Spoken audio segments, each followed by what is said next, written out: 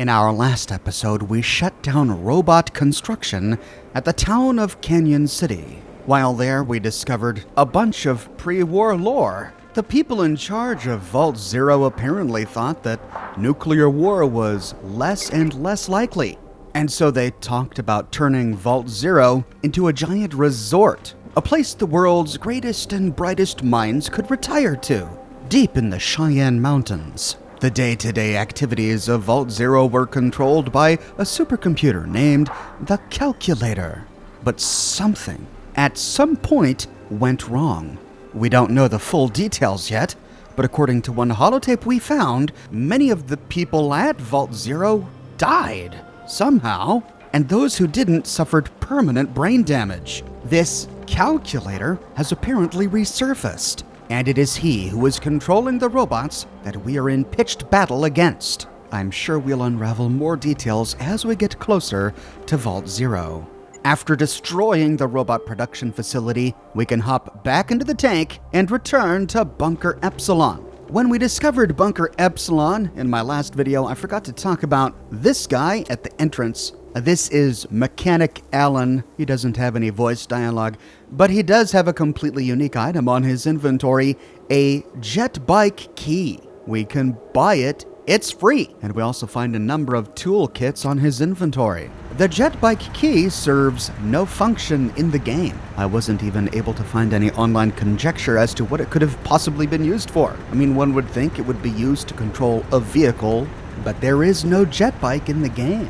At any rate, for the collector, we can add this to our collection, and then head to the Quartermaster to see what's new. And boy, does he have a bunch of new stuff for us. In the small gun section, we see that the Gauss pistol is now available. We saw the Gauss pistol in my last video. It's powerful, not overpowered compared to our existing energy weapons. Really, the only reason I'm not using it is because the ammunition is so scarce and expensive. And we find a brand new energy weapon, a YK-32 pulse pistol, which we should be familiar with from earlier Fallouts. The YK-32 is an electromagnetic pulse weapon that was developed by the Yuma Flats Energy Consortium. Though powerful, the YK-32 was never considered a practical weapon due to its inefficient energy usage and bulky design. It requires a minimum strength of 3, weighs 5 pounds, and uses small energy cells. It does between 32 and 46 points of damage, but with an abysmal range of 20. Ouch. Compared to the Gauss pistol, which has a range of 50. It has an ammo capacity of 5 and an AP cost of 3. But with Oxhorn's perks, I managed to get it down to an AP cost of 1. Despite this, the range really kills it for me, especially considering the pulse rifle prototype does more damage, has a greater range of plus 10, has greater ammo capacity, and only requires 1 more AP to fire. I suppose when in close quarters combat, you could really tear something up with the pulse pistol if you can kill it before it can get to you, but I'll stick with my longer range weapons for now. Under ammunition, we finally find 2mm EC cartridges for the Gauss weapons. A stack of 100 costs over 5,000 bucks. Yikes. I don't think I'll be wasting my money on ammunition at this point in the game. Then switching to armor, we find a lot of power armor. The Brotherhood is selling an advanced suit of power armor for over 25,000 bucks. And they're selling 3 suits of regular power armor for over 20,000 bucks. Well, I only had 2 more members I needed to outfit. Buying one of the advanced sets and 1 regular suit, we can give the advanced suit to Alice, give her regular suit to Dylan, and then give the other suit we bought to Clarice. And we noticed that power armor is actually a better choice for our long-range snipers. The environmental armor actually decreased their perception a little bit, but the power armor doesn't. It just increases their strength. I had a few levels. I got more criticals for Dylan to take advantage of his 9 luck. Now that Dylan has Kamikaze instead of Glowing One and a bunch of critical perks, I'm turning him into a pretty devastating sniper. I just need to get his AP cost down. For Cookie, I finally tagged her energy weapons skill. My goal is eventually to give her the Gatling laser, but at the moment it would be wasted on her since her energy weapons is so low. Now that we have energy weapons tagged, we can use all of the points we've been saving up to get her energy weapons up to 68. A couple more levels and it'll be respectable. I now have every member in my squad with a suit of power armor. With the exception of Cookie, of course, who can't wear power armor, and they're looking good. Then we can check the recruits master. At first, it looks like no new recruits are available until we scroll all the way down to the bottom of the stack. Here we find a robot. What? HR 1205. Robot 1205 was liberated by the Brotherhood from Repair Station 10.92. It is a standard bipedal perambulating humanoid assault robot built on designs from the Acme Company for contract 156-567 American government. It is an ass-kicking machine. Literally. Well, we haven't heard of the Acme Company in Fallout lore to this point. Or after it. Maybe there's some sort of Fallout convergence with the Looney Tunes timeline. How would we even reinterpret this robot? I guess maybe it could be an Assaultron? I mean, the only things they have in common is that they're bipedal. They don't really look like each other. HR 1205 has 3 skills tagged: big guns, energy weapons, and unarmed, all of which are at 120, which is okay. Not quite as high as some of the newer characters we've found so far. His small gun skill, though not tagged, is also at 120, and his melee weapons is above 100. Had we gotten this guy a bit earlier in the game, we would have had time to really build him up to be good with practically anything, since all of his skills start over 100. But right now, in the final act of the game, it makes sense to get him now in the plot. It's just frustrating that we don't have a lot of time to enjoy him. Taking a look at his special stats, he has 10 strength, great, 7 perception, okay, 5 luck, and 6 agility, not so great. And then his perks really kill it for me. He doesn't have any perks. He only has 2 traits. The first is Tight Nuts. This robot was built to take the knocks. It has increased damage threshold, but it is twice as difficult to repair. What? Oh, great. And then EMP shielding. This robot has a dedicated EMP shielding system. This makes it heavier and therefore slower. This trait causes a penalty to agility, but a 30% bonus to EMP resistance. Ugh. Can I swap? I'd like to get that agility back, considering his agility is only 6. I was really conflicted. I want a really cool robot in my squad.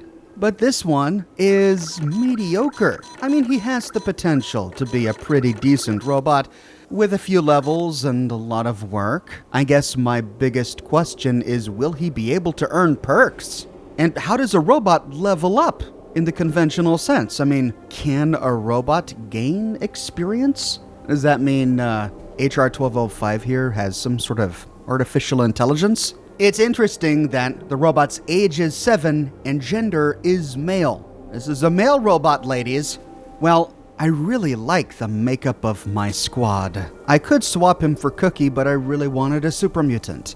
So that really leaves Alice. I like Alice. She's my best big guns and energy weapons person in the squad so far. But I really wanted a robot. So even though it made me a little bit sad, I decided to send Alice back to the recruits pool and to recruit HR 1205. We'll test him out in our next mission. But of course, this means that I just finished buying a suit of power armor too many. I now have an extra suit of regular power armor that this robot can't wear. So we'll store it in the tank for now. When ready, we can head to the Elder's tent and have a talk with General Decker.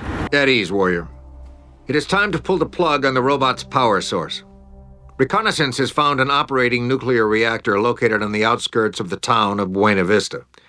We believe that it is this reactor that is supplying the vast majority of power to the robot army. In addition, analysis shows that more robots have exited the facility compared to the number that entered it. You don't have to be a scribe to realize that they have a robot production plant next to or near the reactor. We have hit the robots too many times to be ignored, and we won't take them by surprise again. We need you to eliminate as many of the robots as you can. Intelligence observations confirm that straggler robots are programmed to report to an active base for reassignment. Every robot that escapes will only return in greater numbers. Remember, bring the reactor offline permanently. Disable the robot manufacturing plant and crush as many robots as possible. You have your orders. Dismissed. All right, we have our orders: destroy all robots and destroy everything else we find. Nuclear reactors, generators. If it moves, kill it. Hopping into the tank, we can take it to the world map. We find Buena Vista actually quite a ways northwest of Bunker Epsilon. Along the way, we do have the potential to find a random encounter, though I think our chance to find it is based on our outdoorsman skill, because I actually made this trip a couple of times and I only found the random encounter one of them. At any rate, saving random encounters for another time, we arrive at Buena Vista. And as soon as we get there... Move it, brothers! You have your orders! Secure this area now! This whole mission is bullcrap unless we do our job and get our foot in the door. Ricardo, Wanda, right side. Move, move, move! Oh, the Brotherhood's already here. And this squad is led by Paladin Lancelot. It looks like they've arrived at the door to the primary facility. They came from the south. We see the energy barrier is disabled there, but the barrier to the north is still active. We arrive in the snow just north of them. Let's see if we can find our way there to save them. Taking a look at the map, we find only one item marked on it. This is our insertion point. Due to strong electromagnetic interference and high levels of radiation, we have no Echo Boy surveillance at this time. Oh man, we're flying blind. Looks like we'll make it up as we go along. We see the mountain range blocking our progress to the east and to the north. We can only go south or west. To the south, we find a break in this wall, and our perception picks up at least one robot hiding on the other side. But it looks like we can fire at him through this doorway. So grabbing Dylan and Clarice, we can line them up.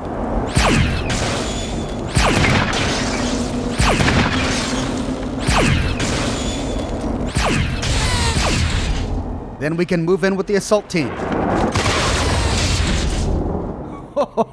And that guy was hiding on the other side of that wall. Didn't get a chance to do much. On the body of one robot is 4 pieces of plastique. On the other, 4 more pieces of plastique. Makes me wonder if they want us to use it here. But this section is fenced off. We can't advance further. So moving back to our insertion point, our only choice is to go east. And as we approach a graveyard...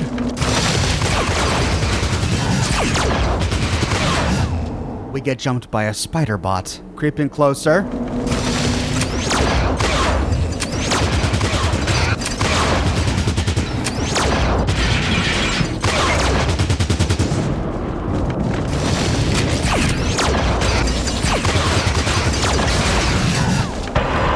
We destroy a few more. We appear to be in some sort of Neolithic ruin right outside a high-technology robot manufacturing facility. The place is complete with skulls on poles, campfires, and clay pots. Inside the clay pot is some Nuka-Cola and 50 caliber ammunition. We find a few graves here, one of which was in the process of being dug before the diggers abandoned it. We can't interact with any of this. And then in the southern wall here, we find an energy barrier, but we don't really find a way to disable it. If we activate it, we don't really do anything. I tried using a variety of skills, science, lockpick, repair. Nothing worked. So we've got to find another way to get past this barrier. There is a tiny brook flowing east to south, but it doesn't get in our way. We can wade through the waters. On the northern side of the brook, we see a bunch of barbed wire. I thought some mines would be here, but there weren't. But to the west, we find a robot hiding in a trench. But even though he lies down prone, our high perception snipers can shoot at him through this fence.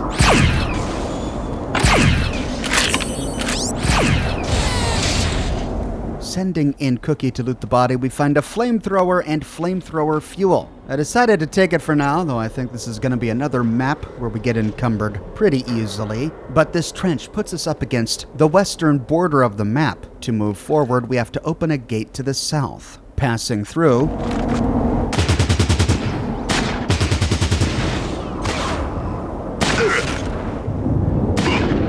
Oh man, we've got some robot snipers in a dugout to the south. Cookie killed one with her Browning. This looks like a job for Dylan and Clarice.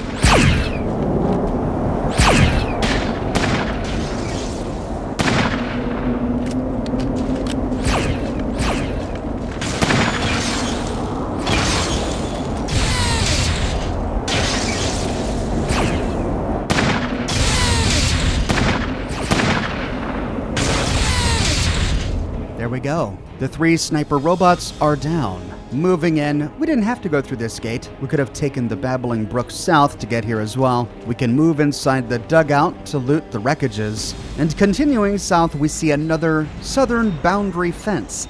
However, there is a door in this fence, but as we approach the door...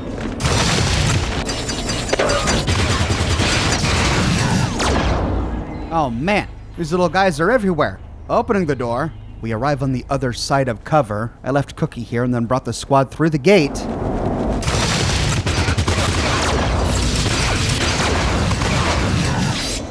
Oh, even more of those spider robots. Looks like there were a few robots in the basement of this ruined building. I tried to find a good spot to shoot at them with my snipers, but they just discovered a robot in a dugout to the south.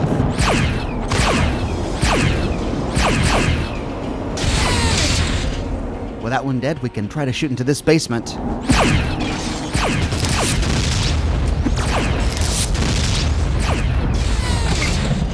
Then another one pops up.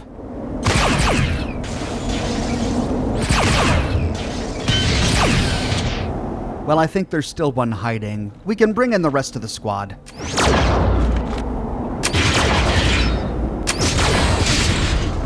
Then moving south.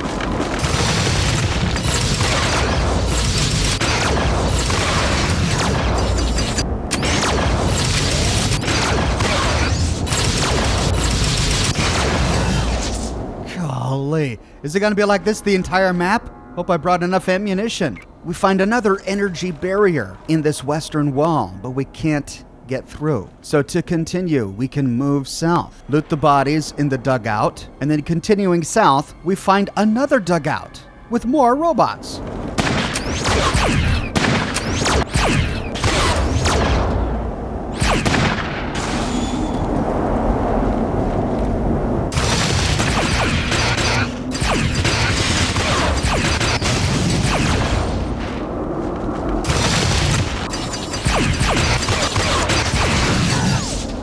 Climbing down into the dugout, we find a switching console. Activating it.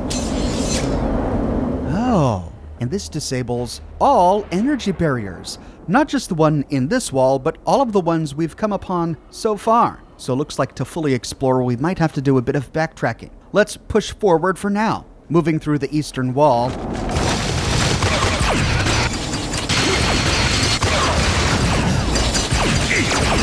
What is that?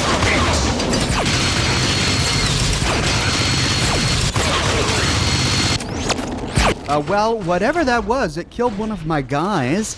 So I reloaded to try again, but it happened again. The problem isn't that giant tank thing that appeared. It's the spider robots. With my guys so preoccupied on the tank thing, the spider robots just eat away at them. So here's what I did. I put Cookie in the doorway. She has her burst weapon, and then I lined up the rest of my squad behind her in order of perception. They have their single-shot weapons, which are much less likely to hit the squad with splash damage. Then if we can use Cookie as a lure, we can lure the spider robots in front of this door. And when they get there, the squad, lined up like this, tears through them.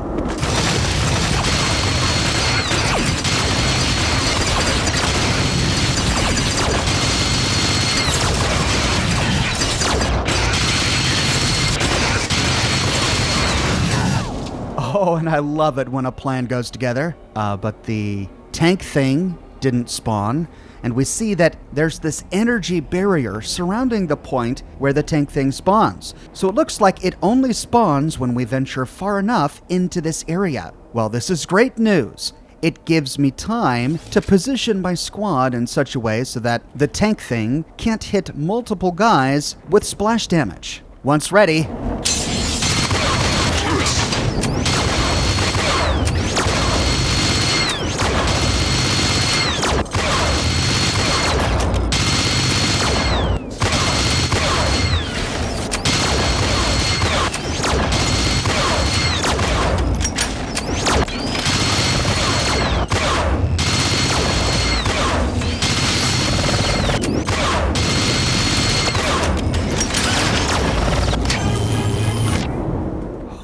Holy heck, that thing had a ton of hit points. And I think I was spared most of its wrath because I managed to perpetually keep it in some sort of state of being knocked out or winded. Moving forward to loot it, we see that it's called a behemoth.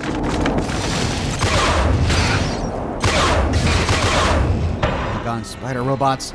On the wreckage is a ton of 50 caliber ammunition, acid for the squirt gun, rockets, and super stim packs. I used Cookie to explore every inch of this section, and the only way out is through a doorway to the north. Moving that way, we discover, oh no, it's the massacred remains of Paladin Lancelot's squad. Oh god, they didn't even get beyond the point where we last saw them. They were massacred where they stood. Nearby, we find a terminal, and activating it, it looks scientific. Well, about doggone time, we can finally use the science skill. Grabbing Oxhorn, who's been consuming every big book of science we've found so far, we can use science, which is above 110%, to access the terminal. Activated. We earn 15 experience, but we don't really know what it does. I think we can presume that it opened a nearby door. Below us is the corpse of Paladin Lancelot. He was carrying an M16A1 with 5.56mm ammunition and stim packs.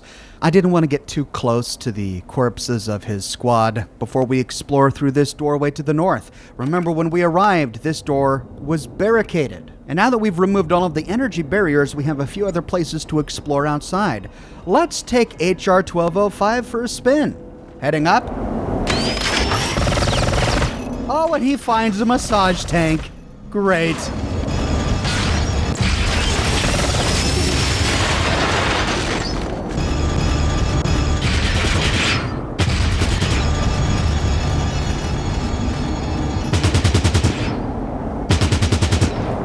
But then the massage tank flees. So, trying to track him down. Here, tanky, tanky, tanky. Where'd you go? There he is. What's he doing? He's attacking the fence. Well, the tank just sort of stands there and lets me shoot at it with HR 1205. And I think it's because I'm standing amongst this barbed wire and these obstacles on the map. My robot is small enough to walk amongst them, but this tank is too big, so it doesn't know where to go. With the tank dead, we see spider robots on the other side of this fence. But we could shoot through the fence, and they can't get to us.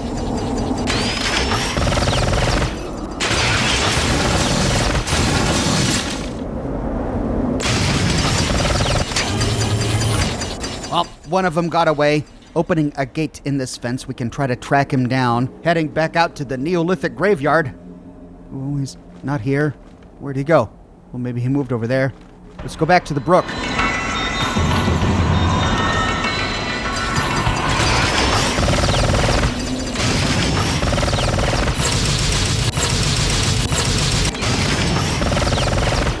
Oh, got him. But the spider robots hurt HR 1205 a lot. Retracing our steps, in the fenced-off area with all of the spider robots, we find a chest against a trough. Inside the chest are 3 stim packs, 12-gauge EMP shells for a shotgun, and Vindicator minigun ammunition. Exploring the rest of this large area outside the facility, we don't find anything else, though we do find an impact crater that we can stand in. Heading back to the squad, I tried to repair HR 1205 with Harold, but it was then, to my horror, I realized I forgot to bring a toolkit, doggone it. I've got plenty of toolkits on my tank, but I don't have access to my tank here, and the robot can't use stim packs.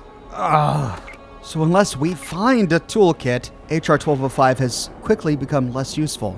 So having a robot in the party is a blessing and a curse. The curse is you've got to carry around a bunch of really heavy toolkits to repair it. The blessing is that I'm presuming the robot can't become bandaged. So with a first aid kit or a doctor's bag, if you use them too many times within a given hour, you can't use them anymore on that one character. They become bandaged, and you have to wait for the bandaged effect to wear off before you can use them again. I'm presuming that with a toolkit, we don't have that problem, so we can repair our robot indefinitely as long as we have toolkits. With the exterior completely clear, we can move forward. Tiptoeing over the remains of Lancelot's squad, we discover a turret.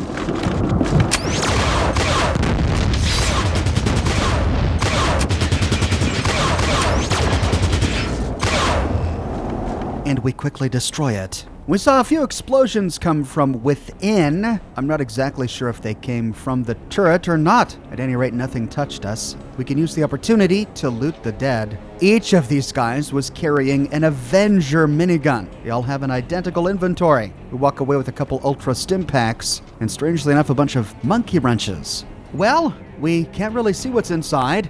Let's just walk in.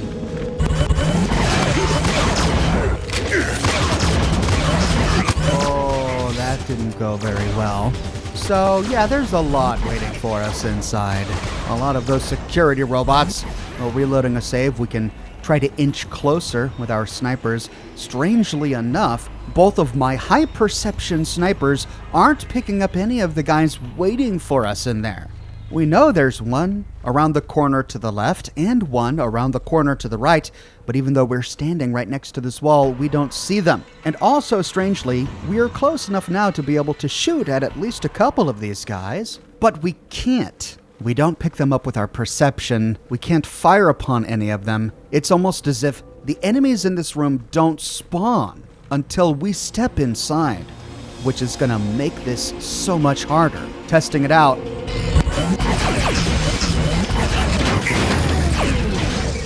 Oh my god, that's just obnoxious. The enemies don't even spawn until we're already in harm's way, so there's not going to be any way to pick them off with our high perception characters. So take 3. This time, I positioned my squad outside with the goal of using one character to trigger the spawn and then quickly pull him back to lure them to us.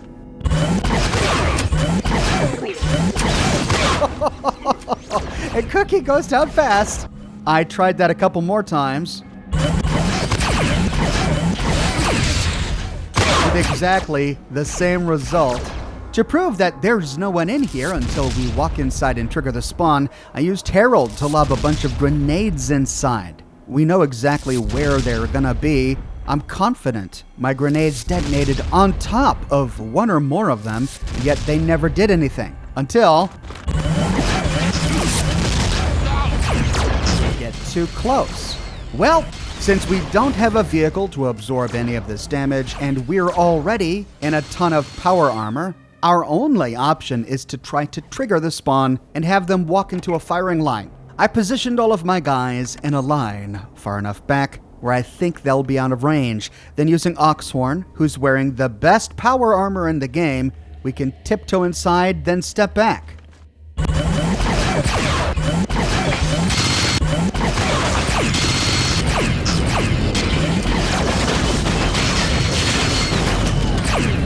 That appeared to work. We destroyed 2 robots that came for us, and then our snipers destroyed a few more deeper in. The room has spawned. Now we can take advantage of our high perception characters. Using Clarice, we can position her in this corner to take out the robot on the other side of this wall to the right.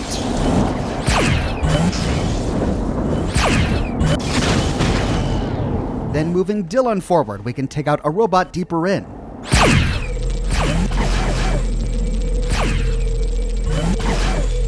And then another. Our perception picks up a robot around the corner to the left. We can get him with Cookie. Oh, I hate this minigun!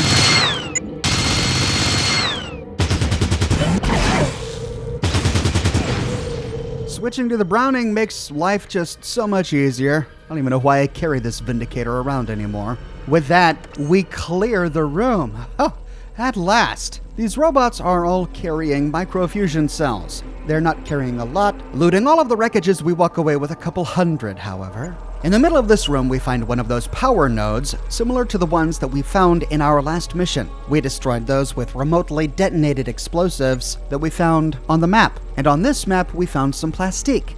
So, taking the hint, I used Herald to lay some plastique directly in front of the power node, setting it for 10 seconds and quickly running away.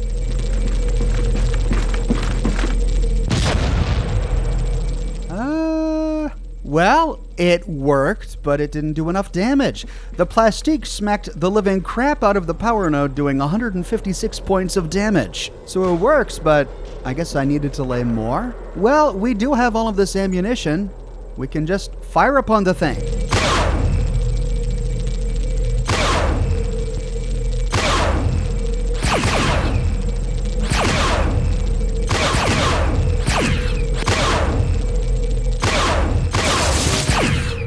And it's down. Note that unlike the ones in the last mission, giant robotic tentacle arms don't pop out of the ground to repair it. So we don't have to worry about destroying these power nodes in sequence. We just gotta destroy them as we come upon them. Now, exploring around the room, we don't find any doors or nooks in any of the other walls except for the one to the south. Our perception picks up a security robot in the room directly to the south of us, but then we pick up what appears to be the body of a person in power armor lying prone in the room to the southeast. Well, lining up our squad in order of perception with Cookie at front, we can open the door. Then, opening the door to the room to the east, sure enough, it's Initiate Percy.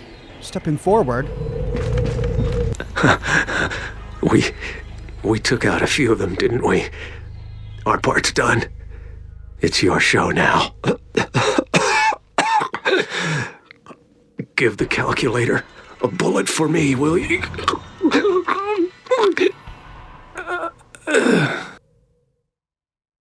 Wait for it. Ah! And he's dead. Oh. On his body, we find a monkey wrench, an M60, ammunition, super stim pack, flamethrower, fuel, and afterburner gum. His body is surrounded by robot wreckages. Talk about a final stand. There is a door leading to a room to the west, but it's completely empty. So to continue, we can line up our squad and open the door to the south.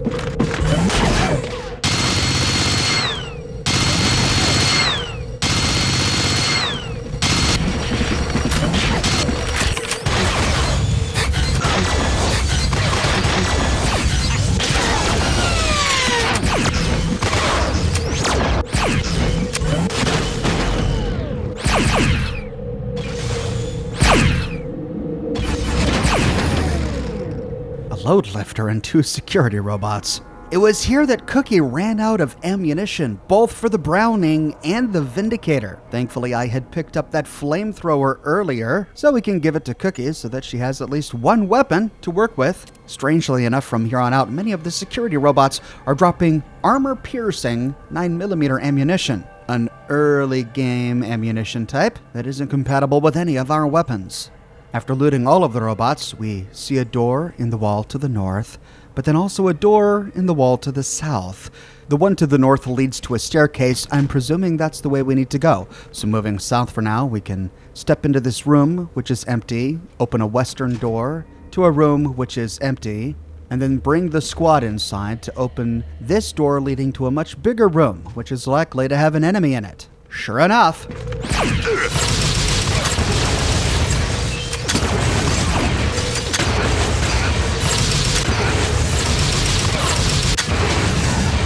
Oh, let's just use the flamethrower. Why not?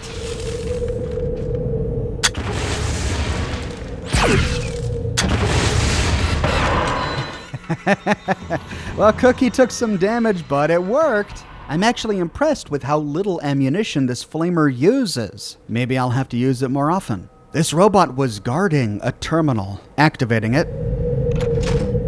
opens the door leading to the staircase to the north. Bringing our squad to that room, we see that the staircase leads to an upper walkway spanning the perimeter of a much larger room. And there are no walls. Oh God, we might be sitting ducks. Sure enough, as soon as we get up there, every robot in the facility beelines towards us. I quickly positioned Clarice and Dylan against the western wall. That seemed to put them out of line of sight for most of the robots. There were 2 load lifters down on the main factory floor, which couldn't reach us, and they were getting confused, so we can take advantage of the opportunity to just pick them off.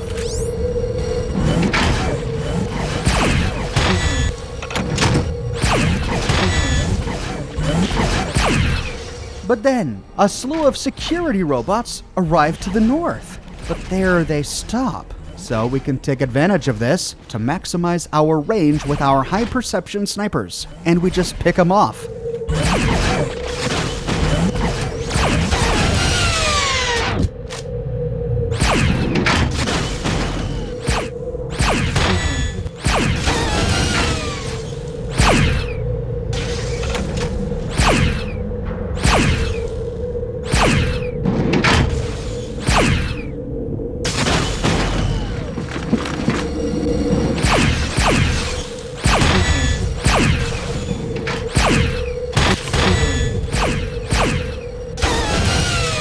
There we go. That's the last load lifter. Our perception picks up at least one more robot around the corner. But you know what? I think our snipers have had a bit too much fun bringing up the rest of the squad. Ooh, looks like there's a southern room that this balcony overlooks. I think we destroyed everything in there. Moving the assault team closer.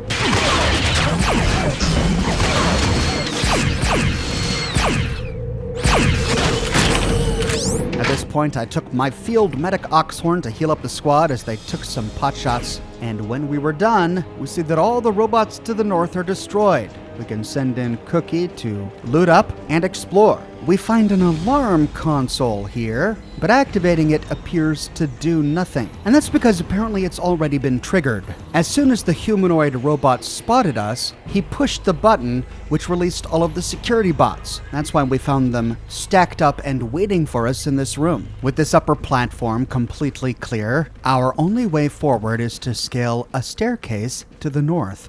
This leads to another upper platform, but as soon as we start to move east, a turret pops up from the ground and starts lobbing explosive rockets at us. I tried to gung-ho this with Cookie and her flamer. But yeah, that didn't work.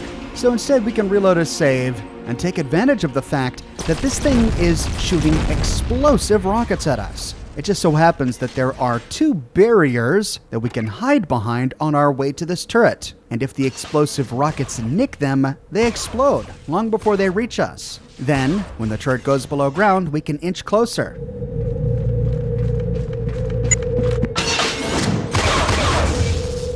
And he goes down. We find ourselves on a ledge overlooking a huge room. We can position our snipers at the top of this ledge and bring the rest of the squad down to the floor. As soon as we hit the floor, the snipers begin to pick off robots that are walking along another elevated platform to the east. This room has a couple of pits filled with green glowing goo. There are pipes and tubes in the room, but we don't really see much else. Every now and then our snipers will take pot shots at the robots wandering around to the east. After exploring the room, we find one door in the eastern wall and a number of ladders leading up to this platform, where we know some robots are wandering around. However, after climbing the ladders, we don't see those wandering robots. Maybe they moved somewhere else. Instead, we find two more of those turrets in the ground in a northern room. But apparently they can't target us from up here. Well, I'm glad we came up here instead of walking through that lower door. So we can just stand here and pick them both off.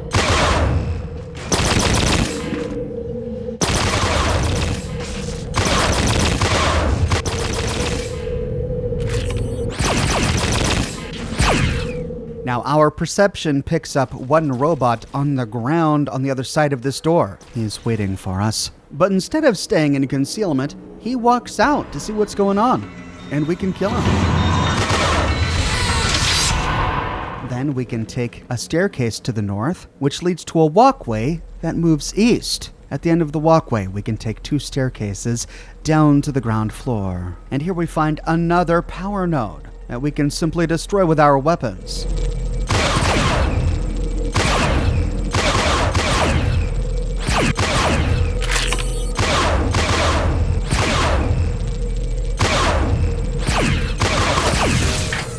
Opening the door, we see a huge engine in the middle of this room, and we can loot the wreckages of the turrets we destroyed. We see the doorway leading back to the room with the pits filled with green ooze. We already cleared it, but heading into the room... Where did these guys come from?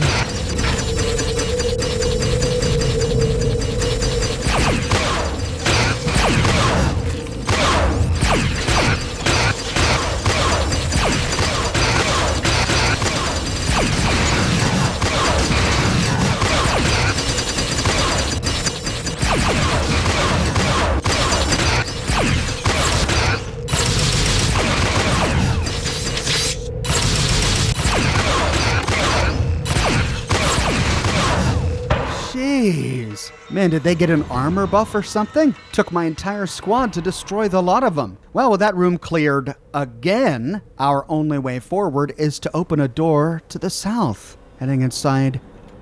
What is this? We find a plane of some sort. Maybe it's a stealth fighter, a stealth bomber. It's hooked into this big computer console via a bunch of cables and wires. Activating the console.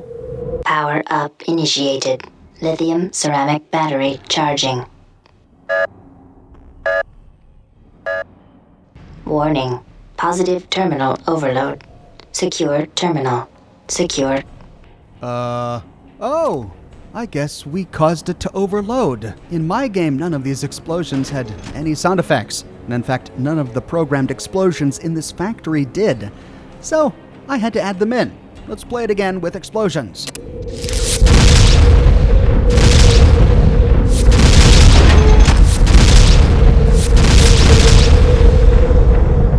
A door to the east opens up. Now, Cookie was on the other side of this door. I decided to bring her back to the party.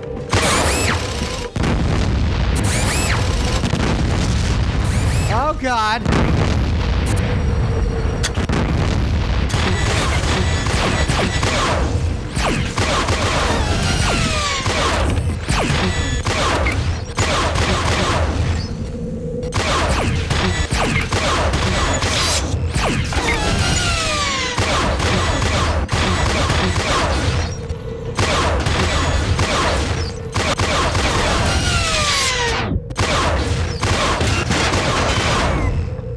Jeez. Well, we survived. Oh, how many more are there? Now, this console was supposed to have another holotape message that we were supposed to be able to play to learn more about this craft that we find stationed here. However, it never played in my game. I couldn't find it anywhere else on this map, so I'm presuming it was cut from the game. However, the audio still exists in the game files, and so I'll play it for you here. Our lands are filled with foreign soldiers, dangerous mutations, or a breach of the vault's defenses. The calculator will initiate the emergency pacification protocol. This will trigger the starting sequence for the pacification systems and the operations. Or we could choose mutations to be targeted first to ensure human DNA will not be at risk of contamination. Our goal of surviving pure blood, human or otherwise.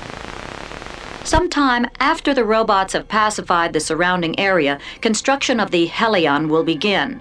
Once assembled, the helion will increase Vault Zero's pacification range to 5 times the previous distance. It is built for vertical takeoff and can reach airspeeds in excess of 400 miles per hour. The armory includes 5 anti-tank bombs, 8 surface-to-air missiles, and dual 60mm cannons.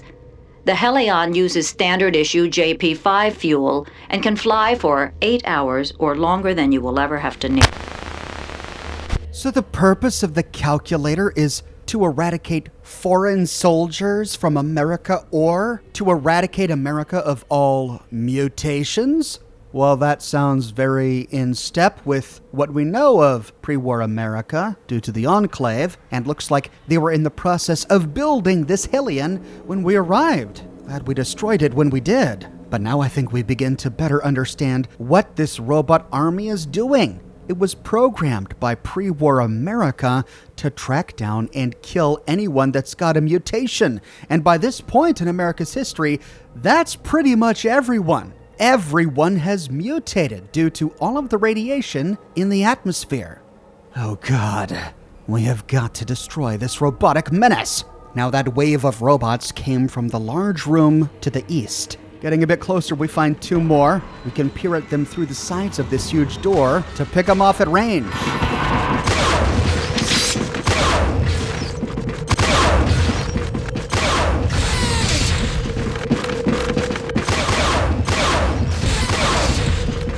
Okay, I think that's it. Moving in, we found the nuclear reactor. And it looks like we just killed the guards. Well, now we just need to destroy this thing. We see 2 turbines on either side of the nuclear cooling tower. I guess to destroy the reactor, we've got to destroy these turbines, but I think this is the final mission objective. But there was one more room to explore, so before we destroy these turbines, let's go back into the room with the helion, this plane thing, and open the door to the south. Stepping in with Cookie. Oh, God. Great. Well, let's reload a save and try this again. Lining up the squad in order of perception, we can open the door with Harold. And that lures a guy towards us. But only one guy. I tried to peer through the door with Harold. Okay, so that does work. Let's do it with our high perception characters. Moving Dylan and Clarice to peer through this door at just the right angle.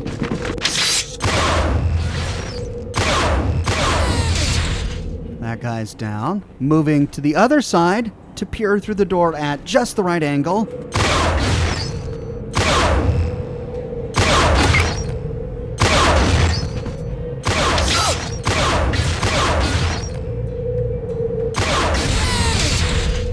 And that guy's down. Well, we know at least one guy is left there, and he's hiding on the other side of this door. There's no way we're going to be able to shoot him from this side of the door. Well, since we cleared some of the room, we can try to run in again.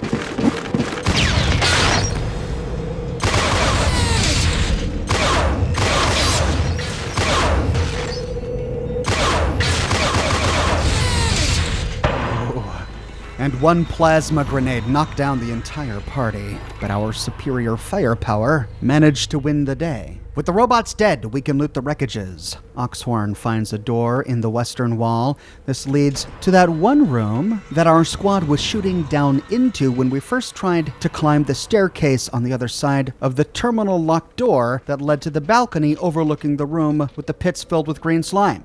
So we already cleared this room, and there's nothing of interest inside it. This room also has nothing else of interest, but then we find a door in the eastern wall. This leads to another power node. Destroying it.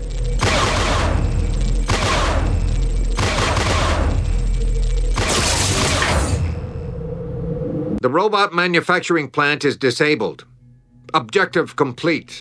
There we go. We completed one of our objectives. We completed an optional objective to destroy the helion, the airplane. Now we just need to destroy the nuclear reactor. Heading back through the helion garage and moving east towards the nuclear reactor, we can start by taking out turbine number 1.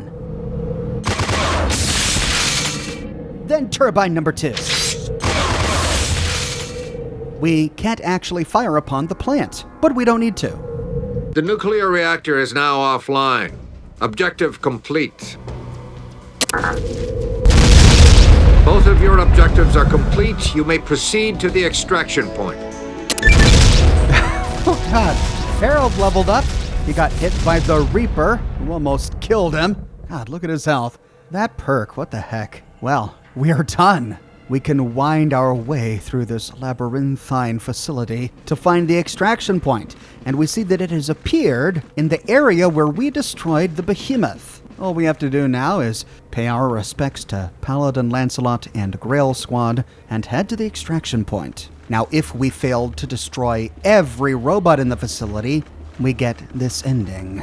Several robots have managed to escape your onslaught and have retreated towards Vault Zero. You must learn to be more thorough in future engagements to prevent situations like this, brother. I would bet my retirement ammo that you're going to face those robots again. However, if we completed all objectives, including destroying every robot, we get this ending. Excellent work, warrior. With the reactor plant offline, the calculator will have to rely on Vault Zero's internal power supply to fuel its war machine. Disabling the manufacturing plant will force the calculator to produce its robots somewhere else. Reconnaissance has already witnessed a decline in robot patrols in the surrounding area, so we are assuming that our latest attack hit home. Your dedication in destroying these mechanical monsters remains unparalleled. All Brotherhood forces will sleep easier knowing that our opponent's forces continue to pile up losses. There was also an additional part of this debrief that was cut from the game. I'm not sure why, but I'll play it for you here. The day of our final attack is almost here, warrior. Soon you will lead your troops into Vault Zero for the final confrontation. The future of the wasteland hangs in the balance. On one side is the Brotherhood, poised to pull humanity from the darkness. On the other side is the Calculator, a cold, malevolent entity that seeks to sterilize the wasteland and populate it with destructive, unfeeling machines. It is a difficult and grim task ahead of us, warrior. Get some rest. You'll need it. Dismissed. Perhaps they cut it from the game because we are not quite yet ready to venture into Vault Zero. We still have a few more missions ahead of us. With that, we can hop back in the tank and make our way back to Bunker Epsilon. But sadly, I am all out of time, and we complete this mission with so many questions. Is it really that simple? Is the Calculator really just a pre-war AI trying to rid the wasteland of perceived threats, foreign soldiers, human mutations? Or could there be more to the story? We'll find out as we further explore the plot in my next episode. I publish new Fallout videos each and every week on my channel, so if you don't want to miss my next episode, be sure to subscribe and to click that bell notification button. If you have already, but you still feel like you're missing out on YouTube notifications, consider following me on Twitter at Oxhorn. I update Twitter manually with every new piece of content that I publish. I've got a shirt shop with completely unique designs that you can't find anywhere else. My designs come on shirts in a variety of men's, women's, and children's sizes, and in a wide array of colors. You can find them on other products as well, like smartphone cases, pillows, posters, mugs, stickers, prints, etc. So if interested, you can find a link to my shop in the description below, or you can click here. If you like what I do and you want to support me in a more personal way, consider becoming a patron on Patreon or a member here on YouTube. YouTube members and patrons on Patreon gain access to a private, subscribers-only channel on my Discord server, and YouTube members get little badges that appear next to their names in the comment sections of my videos, and access to ox emojis that they can use during the chats of my live streams and in the comments of my videos. But more than anything, I'm just so glad you're here watching this video with me today. Thank you so much for watching, and I'll see you soon with more brand new videos.